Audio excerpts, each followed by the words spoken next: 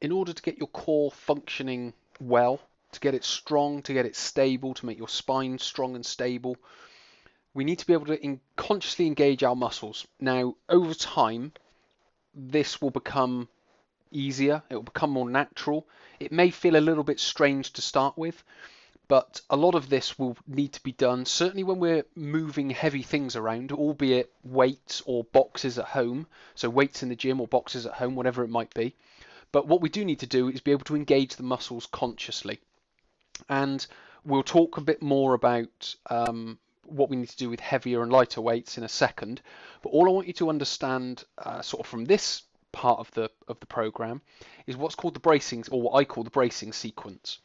Now, ultimately, it's not really a sequence because it kind of needs to be done simultaneously. But to start with, it's a sequence, and it involves the abdominal wall, the gluteal group, and the muscles of the back. So what we're going to do is we're going to engage each muscle one at a time, because when we are talking about core strength, we need to know that each part is firing, because if each part isn't firing, then another muscle of the body is going to pick up that slack. And normally around the core, it's the psoas muscle, which is a hip flexor muscle, which joins all 5 of your lumbar spine to the top of your leg. And it's that muscle, when it becomes overused, that can create a lot of pain. So what we need to be able to do is get these 3 groups of muscles, your whole core, working simultaneously together. So we're going to go through this little sequence, but first of all, what I want you to do is just sit up in your seat, place your feet sort of hip to shoulder width apart, but flat on the floor. Head up, chest up, not looking up, but just up looking forward, so we're not slouching. Leave these 2 bullet points for the minute. We're going to come on to them in a second. But all I want you to do to start with is just pull your abdominal wall in tight and just sort of poke your fingers into it, just to make sure it's all nice and tight, all around the front and all around the sides. So that's your abdominal wall. So just relax and then tighten again. And then just poke it with your fingers and then relax. And then just do that one more time. Engage the muscles, so pull them tight, poke them with your fingers, make sure they're nice and tight, and then relax. What we're now going to do, we're going to move on to the gluteal group. Now all I want you to do, stay in the same position, feet flat on the floor, hip to shoulder width apart, head up, chest up, and then all I want you to do is just squeeze your glutes together. So just squeeze them together. You may feel yourself lift a ½ centimetre and then relax, and you'll feel yourself go back down again. Feel this glute squeeze and then relax. Feel the glute squeeze and then relax. And just do 2 more. So feel the glute squeeze and then relax. And then 1 more. Feel the glute squeeze and then relax. Lovely. So we've now done the abdominal wall and the gluteal group. So hopefully now we kind of understand what it feels like when they're engaged. What we're now going to do is just do the shoulders, the back and down bit. Now what we want to feel here are the muscles of the latissimus dorsi, the big muscle that goes down the back. We want to feel that engage. And all we do is we just pull our shoulders back and then we push them down into the rib cage. And then what you can do is you can just take one arm and go under your opposite armpit and just feel, is it all sort of tight down the side of your rib cage? If it is, that's your latissimus dorsi. So just release that again and then pull your shoulders back and then push them down into the rib cage and then come up. Just one more time, pull them back and then push them down into the rib cage. And then hopefully you can feel all of those different muscles that are engaging. So what we're now going to do, we're going to put them all together. We're not going to do them simultaneously. We're just going to do them one at a time in a little sequence, and then we'll start putting them together. So first of all, sit up nice and tall, feet flat on the floor, and then pull your abdominal wall in. Hold it tight, and then squeeze your glutes, and hold that tight. So we've got abdominal wall and glutes nice and squeezed. Then what I want you to do is shoulders back and shoulders down, and now we're engaging our latissimus dorsi down the back. So all of that's engaged, our spine is strong, our spine is stable, and we can now start lifting weights or moving boxes or opening heavy doors or whatever it may be. And now relax. So we'll do that one more time in the same sequence. So abdominal wall nice and tight, gluteal group squeezed, and then shoulders back and down. Hold that all in nice and tight and relax. Great. So that's the bracing sequence. So we're going to do it in that order. whilst we're stood up. So what you can now do, just stand yourself up next to your computer, in front of it or next to it, wherever you need to move. Then what we're going to do, again, feet hip to shoulder width apart and pointing forward. Make sure they're not pointing inwards towards each other or away from each other.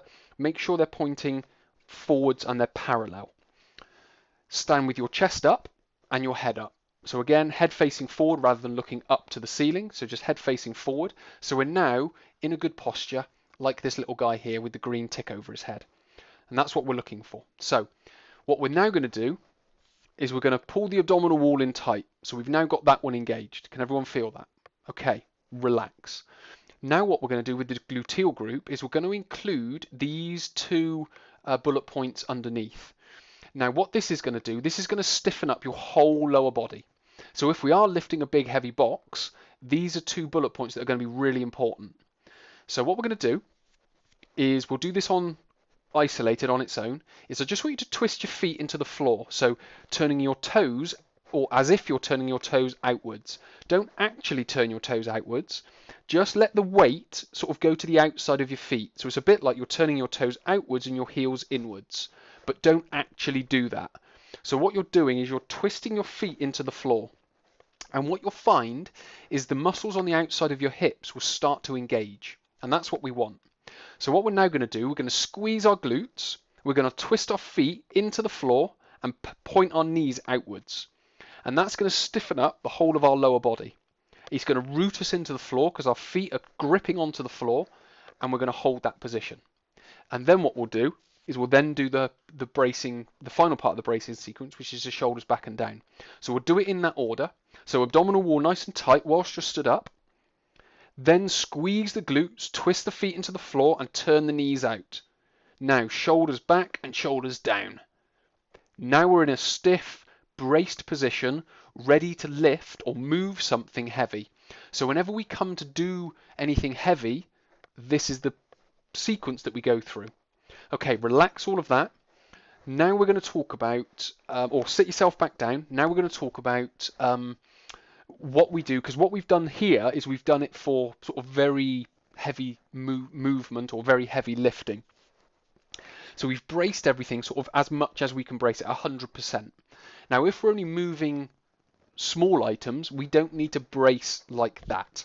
All we need to do is just, engage the muscles lightly, maybe 20%, and then lift or carry or push or pull or whatever it may be.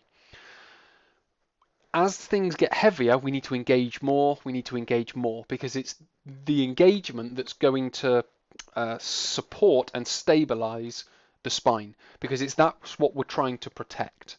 And then as it gets lighter, we can obviously reduce that. So the heavier it gets, the more we go through the bracing. The less heavy it is, the less we go through the bracing. But we still need to maintain the correct posture, which is this natural curve here on these green dots. So whenever we are moving things, we still need to be able to maintain a decent posture. Now, if we can't get to the floor, so for instance, just like in this picture, then as long as it's light, then we can get away with rounding our back, because the load on the spine isn't that much. If it was a very heavy weight, then what we would need to do is maintain this posture all the way through the spine. So it's taking that away from this slide. When it's heavy, engage a lot. When it's light, you can engage, but it doesn't have to be as much. It just needs to be relative to the weight that you're lifting. And if it's very light, you can get away with rounding your back, because what the bracing sequence does and what building core strength and stability does is it gives you a margin of error or a margin of safety for when you're just out in everyday life. So when it comes onto the program, you will understand why you're kind of doing those exercises and what it's for. It's about supporting the spine, making the core strong, making the core stable, and then you can go off in everyday life and make these little mistakes without it having as big effect. So what we're now going to do is we're now going to look a little bit more dynamically about how you move your body whilst we're using this bracing sequence. Now that we've looked at the core, what we're now going to look at is the whole body, which again includes the core, but we're just going to open it out now to the limbs as well. And whilst we are doing exercise, we are going to be moving. So you're going to be moving limbs, you're going to be moving your body around. And there are two very sort of fundamental principles of movement that we need to understand before we do exercise.